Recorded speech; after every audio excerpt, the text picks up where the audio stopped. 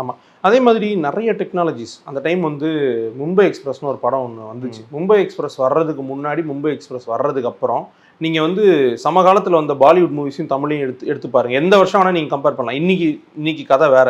இன்னைக்கு வந்து எனக்கு தெரிஞ்சு பாலிவுட்ல வரக்கூடிய சில படங்கள விட, தமிழ் சினிமால பெஸ்ட் கேமரா, பெஸ்ட் டெக்னீஷியன்ஸ யூஸ் பண்றாங்க. இன்னைக்கு நம்ம யூஸ் பண்ற கேமரா வந்து பாலிவுட் எந்த விதத்திலயும் குறைச்சல் கிடையாது.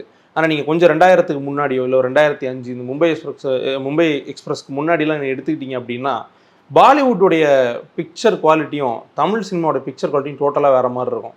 நீங்க டிவில முத்து, அருணாச்சலம் இந்த படம்லாம் பார்த்துருப்பீங்க இல்லையா? அது பார்த்தீங்க அப்படின்னா நம்ம பார்த்த உடனேவே தெரியும். இது வந்து ரொம்ப டிஜிட்டல் பிரிண்ட்லாம் கிடையாது. அதில சில ஃப்ளாஸ் இருக்குன்றது தெரியும். அதை என்ஹான்ஸ் பண்ணாலுமே ஒரு கட்டம் வரைக்கும் எடுத்துட்டு வரலாம். அதுக்கு மேல முடியாது. ஆனா அதே சமயத்தில வந்த பாலிவுட் மூவிஸ் எடுத்து பார்த்தீங்கன்னு வச்சுக்கோங்களேன், குவாலிட்டி வேற மாரி இருக்கும். ஏன்னா அவங்களுடைய கேமரா, அவங்களுடைய பட்ஜெட்டு, அவங்க அதுக்கு ஸ்பெண்ட் பண்ணது, அவங்களுக்கு அவைலபிலிட்டி டோட்டலா வேற. தமிழ் சினிமால, தென்னிந்திய சினிமால அது டோட்டலா வேற.